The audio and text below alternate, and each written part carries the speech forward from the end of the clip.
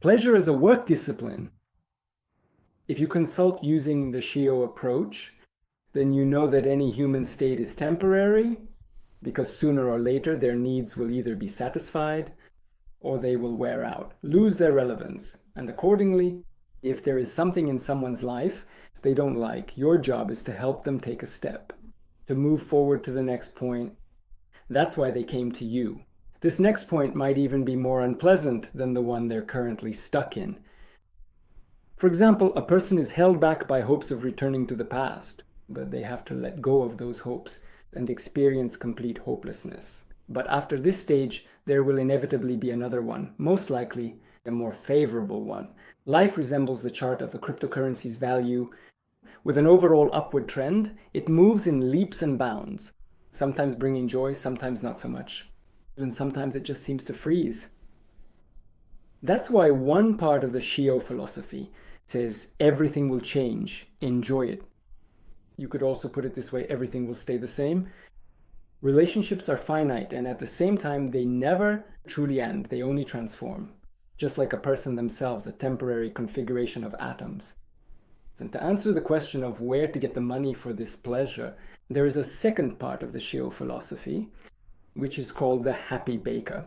That is, don't be idle, but do for people what you love, like baking bread, satisfying their needs, and they'll pay you for it.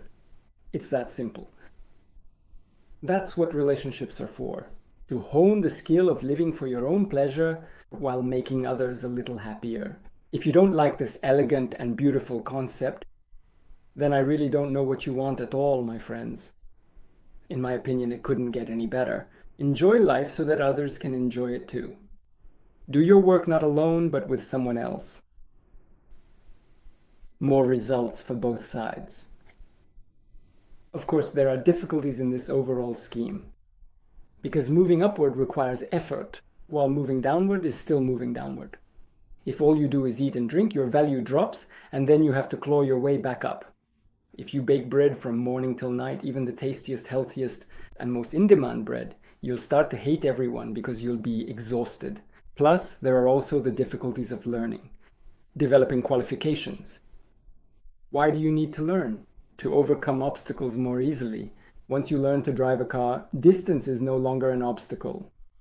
Once you learn to meet your partner's needs, misunderstanding is no longer an obstacle. Once you learn to use new mindsets, fears are no longer an obstacle. Once you learn Sheo flirting, habit is no longer an obstacle. Well, it's not that easy.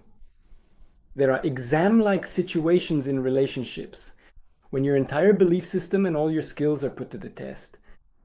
It's not quite like the exam Socrates took before the Athenian Areopagus, but still, jealousy, infidelity, leaving situations where the relationship is pushed to the breaking point and starts to crack. What is this? From the perspective of the Shio approach, it's a signal that one partner is not meeting the other's critically important needs so important that the other person starts looking for a replacement. The old school of relationships comes down hard on the one whose needs aren't being met, branding them in every possible way, blaming them, appealing to their sense of duty.